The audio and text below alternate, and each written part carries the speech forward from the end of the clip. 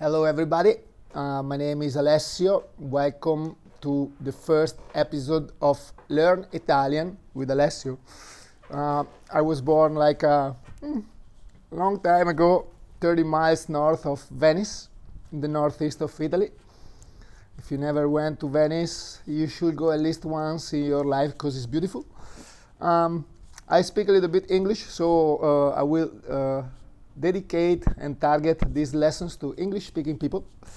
And the first one is the alphabet, the basic of everything, how we build words, sentences, and blah, blah, blah, blah. So let's go to it.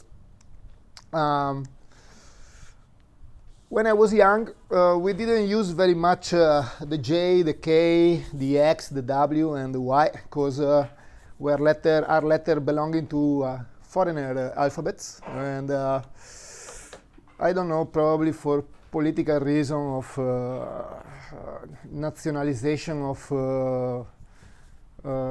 foreigner words in Italian didn't involve the use of these letters, that they were not commonly used apart from the Y, that we call it epsilon, or Greek I, for some words that, our language comes from the Latin, but there are some influence also from the Greek, obviously, because they were like 2,000 years ago. And as you probably know, Latin is the root for Italian, French, Spanish, and Portuguese, and Romanian, I think. So let's go to it. And the alphabet, like I said, when I was young, there were only 21 letters inside. Nowadays, I believe every school teach the 26-letter alphabet. So A, B, C, D, E, blah, blah, blah. Let's go with the Italian way in which we say these letters. For you, English, in the beginning, there will be a little bit confusion, I think, between the E and the E, because what you say E, we say E. E like elephant, for example, and the E for us is your I. So this, I think, is the first thing to keep in mind a little bit to don't get confused. I will read the alphabet. I'm not technological at all, so let's go with the notebook. Let's write down the letter one by one. You write with me, so we go step by step together. So A, B, C, D, E, F, G, H, I. The J for us, probably because there is the at the end, we call it a long I. So I lunga. K, L, M, N, O, P, Q, R, S, T, U, V, V. I say V, I'm not sure about which one is the correct or official or not, but V, V, U, you write it V and U. V is the letter V. And the W for us is not a double U, but is a double V, that we say V. So T, U, V, W, doppia is double. You can say both way, V doppia or doppia V. X, Y, from the Greek. Z.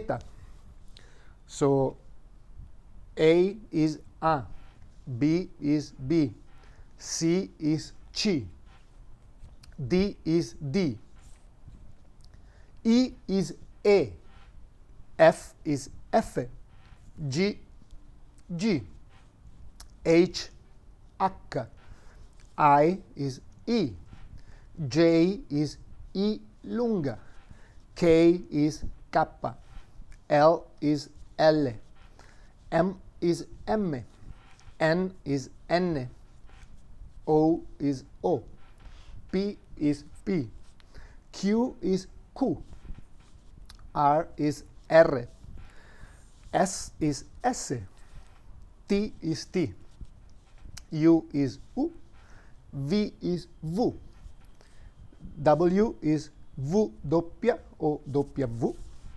X is X, Y is Y, Z is Zeta.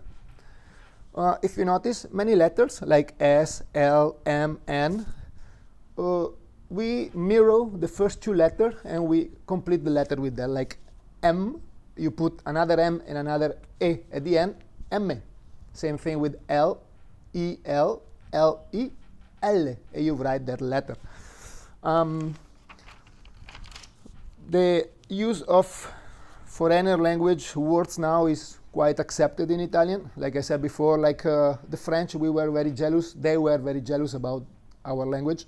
So they didn't use it very much in the past, but you know, nowadays with the globalization effect and the technology and everything, many words are taken without being changed into our language. They are taken directly from their original language into ours.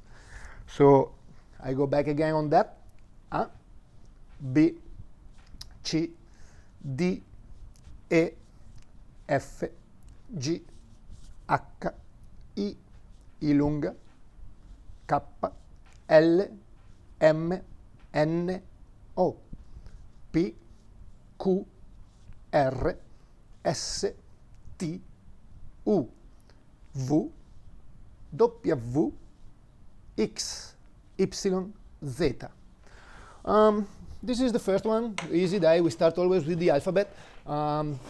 The beautiful thing of our way of Italian that is very different from the English, and there's the reason also why we don't need and we don't have spelling context, is that the Italian, you read it how you write it. One letter in our alphabet, apart from really few exceptions that we will see later, one letter, you always say the same letter, you always pronounce it in the same way, independently from where it is in the word and what is before or after it. Apart from, like I said, few exceptions that I will speak in a future episode. So A will be always A, E will be always E, I will be always I, and so on. The beauty of the Italian is that is readable how you write it, and the difficulty of my language is that we have a lot of and different verb singularity for each person. So while for example, in English, I go, you go, he goes, they go, we go, and blah, blah, blah. We don't need to do that in Italian, saying I, you, or him, because each person has a different way of saying io vado, tu vai, egli va, and so on. We will talk about this in the future. I hope that you get something out of this. It's about 20 years and something that I don't live in Italy straight, and I always like the idea of sharing a little bit my beautiful language. And now that there is this Corona time and I have a little bit of more time to stay here and talk with you about this, I think is the right time to do it. I will go through the informal way of talking on the street. So if you want to go in Italy for an holiday, or if you have an Italian boyfriend or girlfriend, you can probably start to speak with them instead of forcing them to speak your English. And probably you will be able also to engage with some nice communication when you are in Italy. And after the letter, I will go with the numbers, because every time I go in a new country or new culture, I learn the number first so they don't rip me off in the market. And then I start with the letters, because they are like the structure, the fundamental structure to build the words and the sentences in the following step. Perfect. I think that for now is enough the first. My name is Alessio, like I said. Conegliano Veneto is my hometown, in the land of the Prosecco wine, 30 miles north of Venice, beautiful town. And I'm in Saigon at the moment, Ho Chi Minh City they call it now. very hot, rainy season, very beautiful. So with so much torrential rain outside, is the perfect time to stay inside and learn Italian with Alessio. Arrivederci, ciao ciao for now.